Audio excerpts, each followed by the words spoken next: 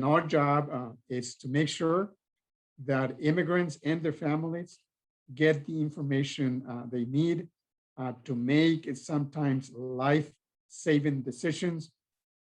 Certainly with the pandemic, that has taken a new urgency.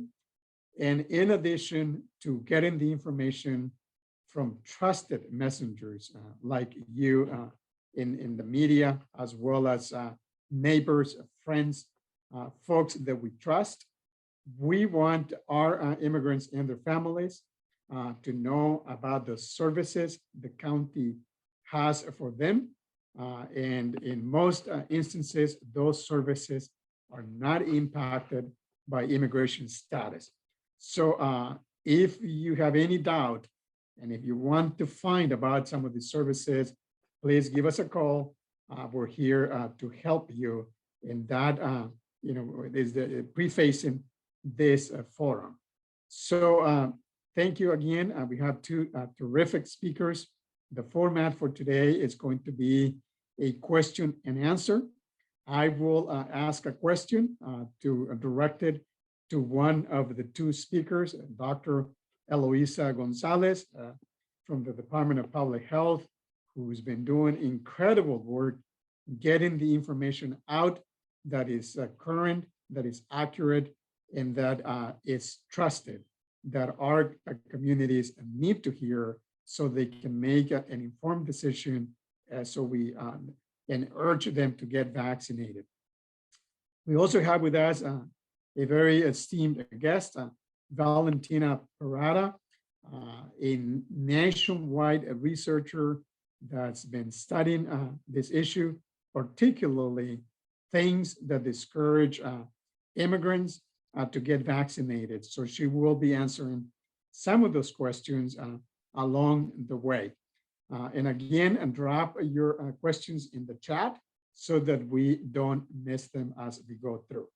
So I'm going to start with the first question, and this is for Dr. Gonzalez.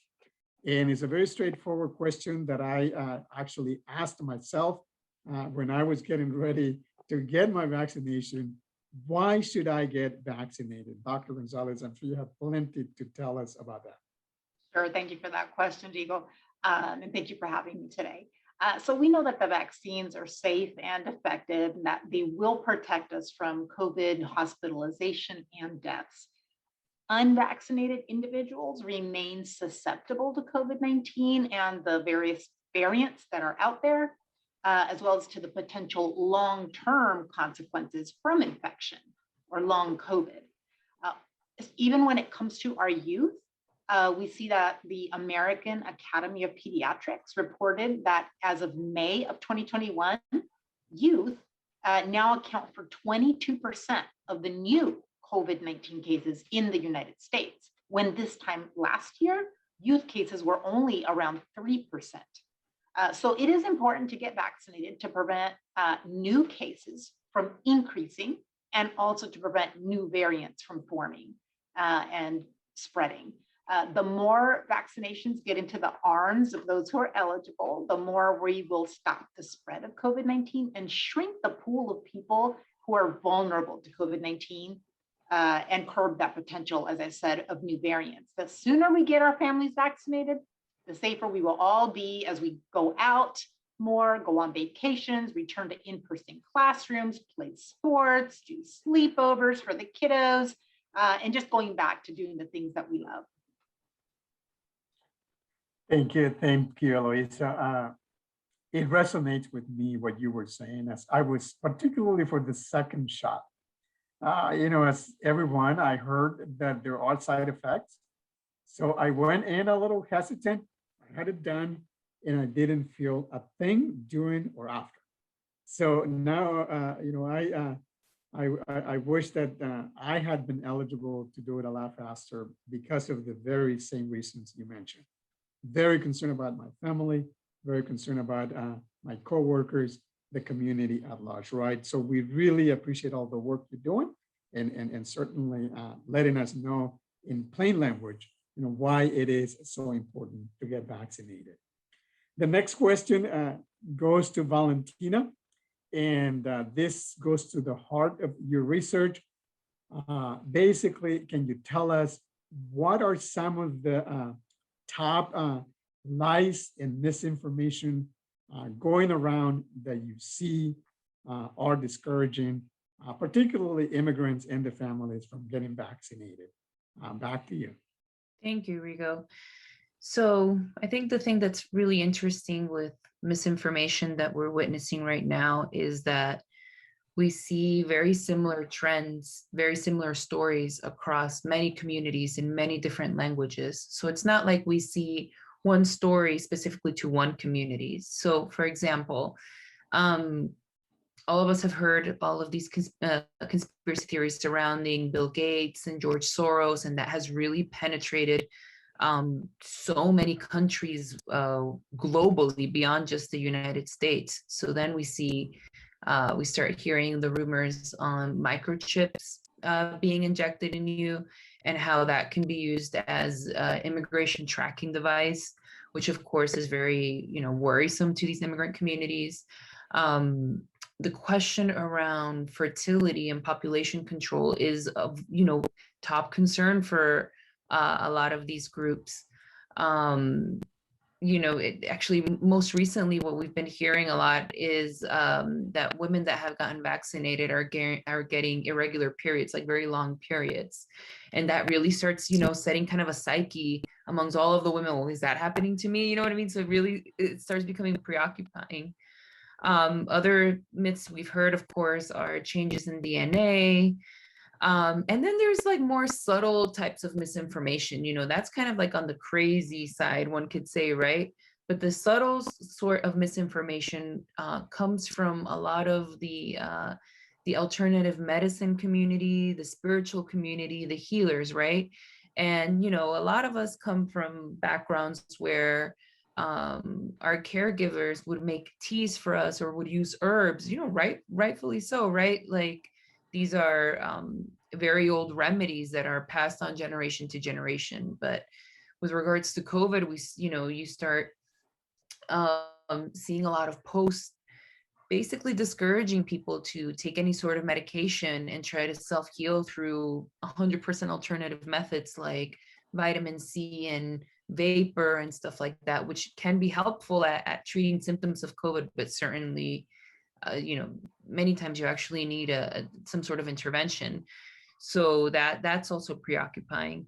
And then you start seeing other types of misinformation, which actually turn into full out scams. And this is particularly worrisome because what happens is you start getting phone scammers and targeting specific communities, and they will go down a list and start calling people and saying, I can get you a vaccine if you pay me this amount of money. Now, as Dr. Gonzalez will say, logistically, the vaccines are free. There's actually a lot of access. But interestingly so, in a lot of the countries of origin that some of these immigrant communities are for, there isn't a lot of access to vaccines. Actually, my family's from Venezuela, and over there you can purchase vaccines. If you want to get vaccinated, you actually have to purchase a vaccine. So it makes sense, right? So they really know how to push this type of misinformation. But like I said, I think the fascinating thing that we're experiencing globally is that a lot of the myths that we hear in Spanish-speaking immigrant circles, the same myths we hear them in other communities, in Black communities, in Arab communities, in AAPI communities. They're like, oh, my mom is also saying that there might be a microchip, and I'm like, my mom too. So it's something that I think we're all like experiencing collectively. I don't think it's shocking for there to be distrust among immigrant groups. Medical mistrust is rampant in a lot of immigrant circles, right? From the 1930s to the 1970s, there were actual sterilization campaigns in places like Puerto Rico. And up until last year, we found of immigration detention centers that were sterilizing immigrant women without their consent. So there's like a natural hesitation or distrust sometimes from the medical community. So there's definitely a history there. And then when you when you think about government sources, and we'll talk about this later about who are exactly the best messengers on things related to the COVID-19 vaccine based on what we've researched, but you have to know that some of these different communities, they also come from countries where there's deep distrust of the government as well, right? So there's all of these complexities that contribute or facilitate misinformation, perhaps more in some groups rather than others. So it's worrisome. Latino adults, and Dr. Gonzalez, correct me if I'm wrong, but they continue to be among the lowest vaccinated groups from the vaccine right now, even though I saw an article from the New York Times saying that those that have not been vaccinated very much want to be vaccinated, and it's more of a question of logistics. But I do think that there still needs to be very proactive communications on this issue, and we can't assume that just because a lot of people are getting vaccinated that our folks are out of the woods. So yeah. Thank you, Valentina. That is a truly insightful overview of what you have researched and what you're seeing. And you're right. I mean, perception is reality for most of us. And as we know, the County of Los Angeles has 3.5 million immigrants. 1 out of every 3 residents in the county was born in a different country. We come with different realities. And I think this is not limited to the vaccination, where we need to be mindful about culture, about language, about immigration fears. And that's why we have these forums to help dispel some of those concerns people have. And certainly what you bring to the table, Valentina, is crucial.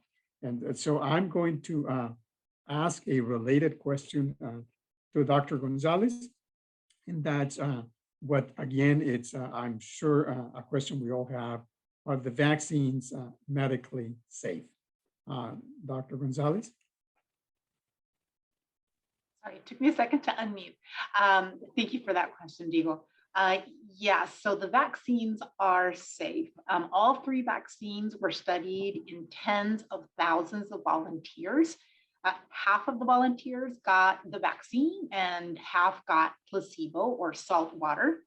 And then they studied how these individuals did. The vaccines were tested in a diverse mix of people, including children, 12 years and older, older adults, people with underlying health conditions, and people of color. And the vaccines were found to be safe and equally effective for all of those groups. Important to note that you cannot get COVID-19 from the vaccine. Simply, there is no live virus, no dead virus, no weakened virus. There's just no virus at all in the vaccines. So you cannot possibly get sick with COVID from the vaccines. And also every step that was required to make sure that vaccines were safe and effective were followed. There are many steps that usually take years to go through. And the reason, or part of the reason, that we were able to get through all of those in such a quick manner for COVID is because usually these different phases of testing of vaccines are done 1, you finish 1, and then you go on to 2, you finish 2, then you go on to 3. And what happened with COVID is we weren't even finished with 1 yet when we already started 2. We weren't done with 2 when we already started 3. So we overlapped doing these study phases so that we could get all the phases completed faster, but all of the phases were done. There's just also no evidence, because I know this is a myth that's going around, there's no evidence that the COVID-19 vaccine affect future fertility in any of the vaccine recipients. But as always, we understand getting vaccinated is a personal decision, and anyone who has questions about whether the vaccine is safe for them, we always encourage them to check with their own personal physician to get information that is specific to whatever medical conditions or medications they may be taking. Terrific. And I'm going to ask a follow-up question, Dr. Gonzalez. Who is eligible to get vaccinated? Great question. We're very excited that as of just not very long ago, everyone who is 12 years of age and older is now eligible for vaccination.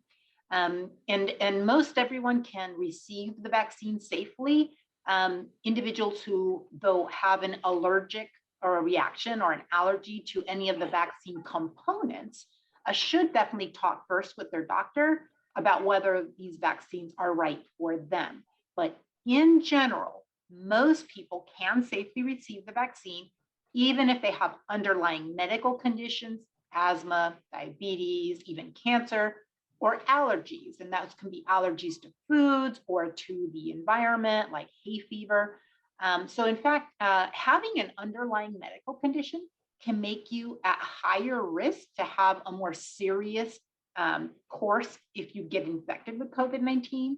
So if you do have an underlying medical condition, all the more reason why you should be first in line to get vaccinated, to get that protection so that you can not risk the potential bad sequela from an actual infection in an unvaccinated state. Thank you. Did you mention the age? You said 12 and up? Yes, 12 years old and older. So when people go to get a vaccination at any of our more than 750 vaccination locations all across the county, individuals at this time will only need very minimal documentation. They will only need basically a proof of age. And if they're an adult that is accompanying a minor, a child who's a minor, and that child is going to be vaccinated, then the adult has to have like a photo ID.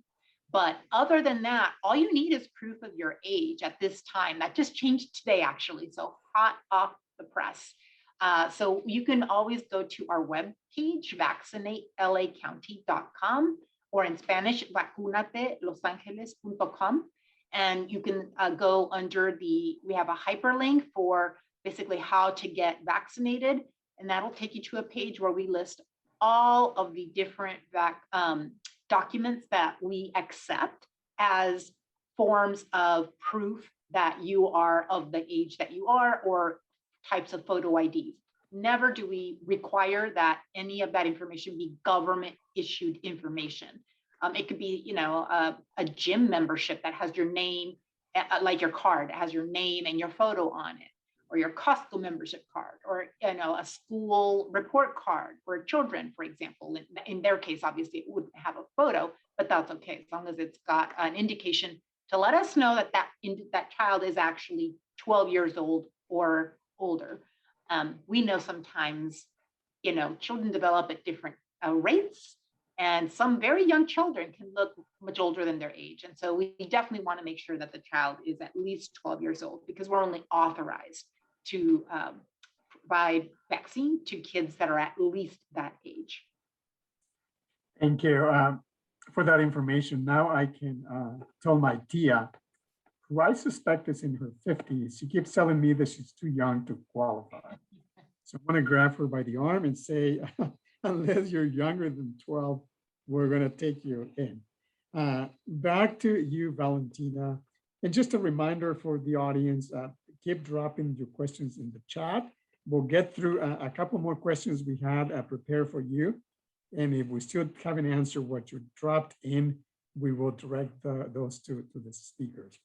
Valentina, where do I find trustworthy information about the vaccine? From your research, where are some places that I can go if I'm still not convinced?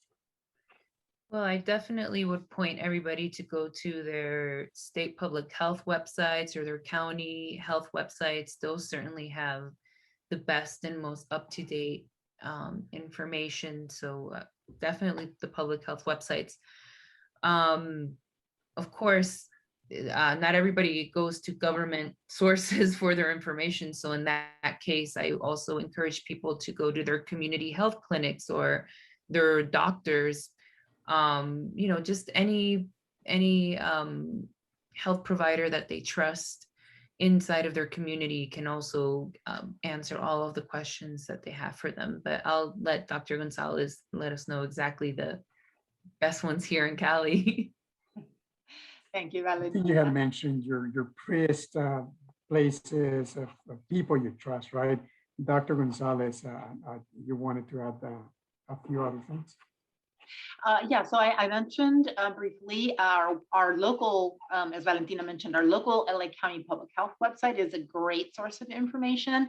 And I did want to point out too that on vaccinatelacounty.com and vacunatelosangeles.com web pages, you can find the information about the locations of all of the over 750 vaccination sites across the county. And the reason I mention that is because for each of those, we tell you what brand of vaccine they are offering at that location. And that's important because parents that want to get their children who are less than 18 years old, so 12 to 17 years old, can only receive the Pfizer vaccine. So parents want to make sure that you, if you call ahead or you check ahead of time, either on our webpage or some other way, ask whether or not that site, before you go through the trouble to actually take the time for you and your family to show up at a location to vaccinate someone who's 12 to 17 years old, only to find out once you're there that they don't offer Pfizer.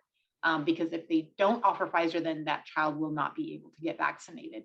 But for those who don't have access to the internet or who need help with navigating finding that information, we also have a phone number that individuals can call to get help.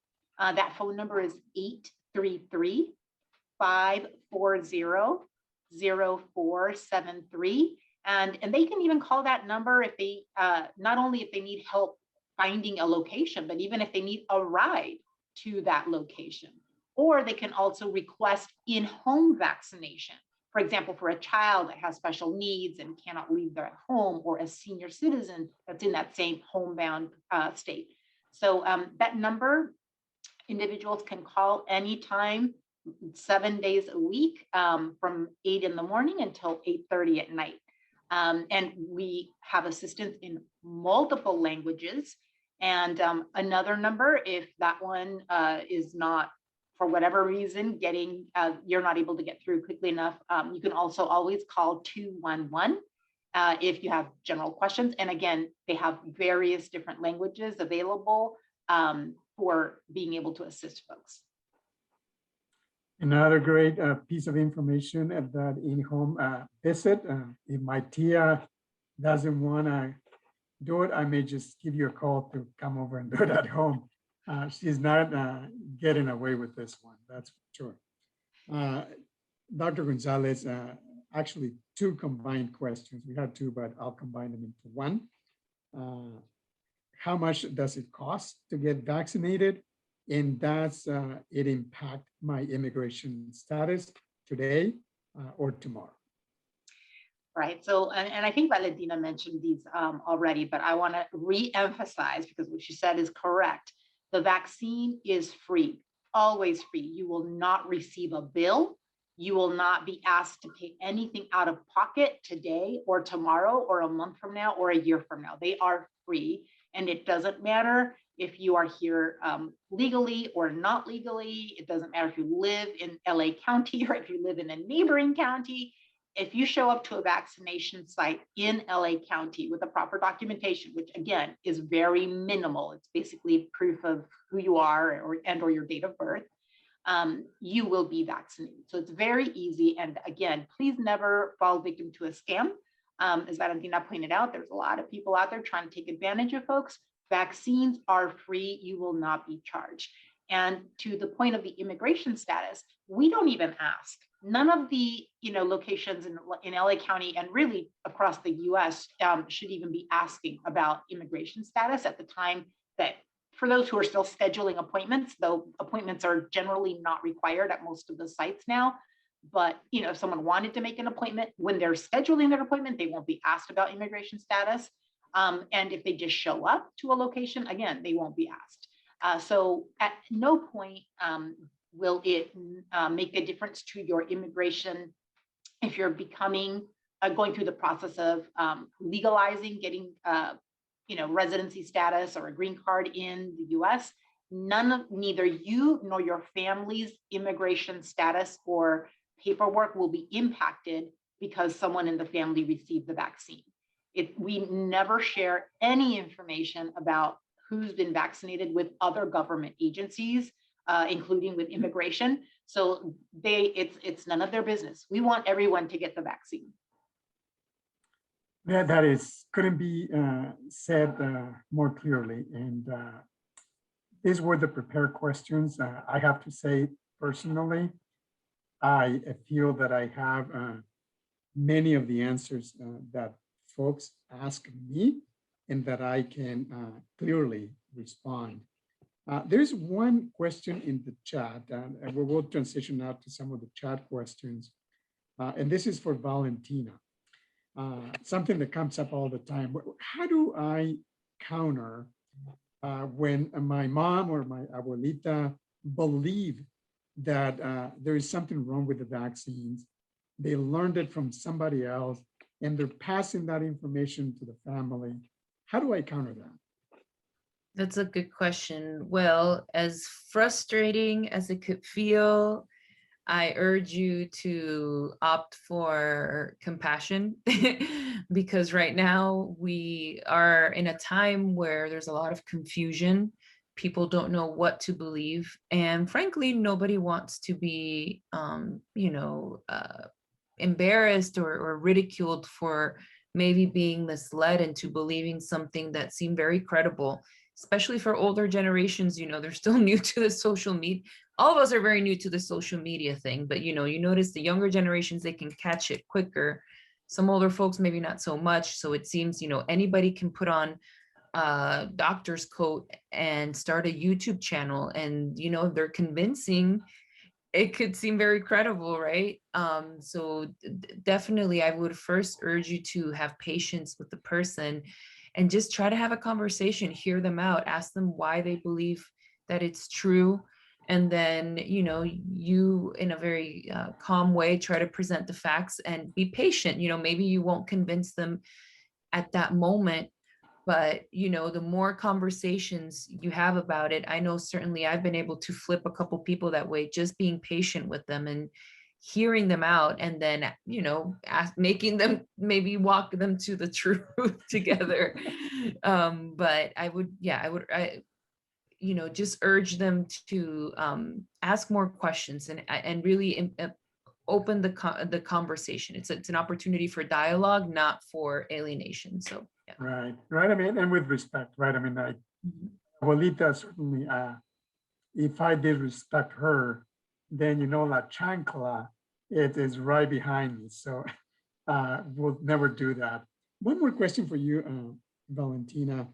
And this is specific. Have you heard any specific misinformation, lies about the younger kids, the 12 to 16, information that is trying to discourage them from getting vaccinated? Anything? And then I'll pass it over to you, Dr. Gonzalez, if you have something to add as well. That's a good question. I have not heard of particular misinformation, and Dr. Gonzalez, if you have, please step in, targeting children. But I will say this, and this is not misinformation. There's very troubling trends of young children in Brazil getting severely sick, which actually makes a stronger case for children that qualify to get vaccinated.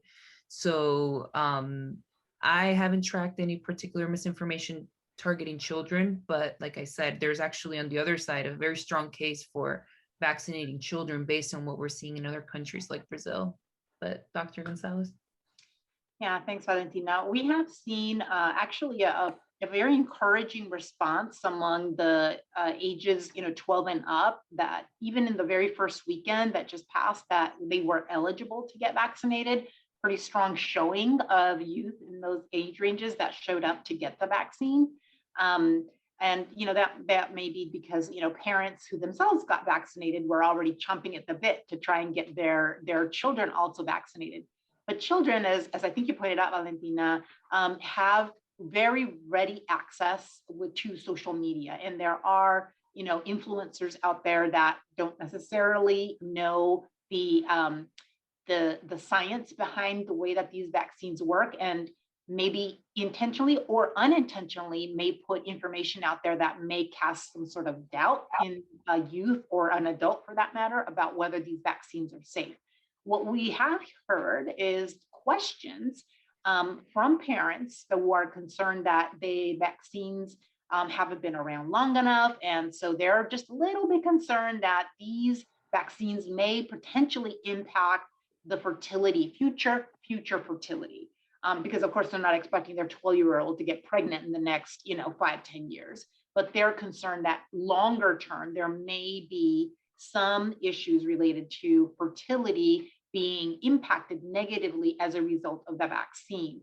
And even if they are willing to get vaccinated themselves as adults because they feel maybe they're done having their kids, and they were okay getting vaccinated, even if there were possibly future fertility issues, which have not been proven by the way, but they were willing to take that gamble. They're less willing to take that gamble with their children. Understandably, I wouldn't either.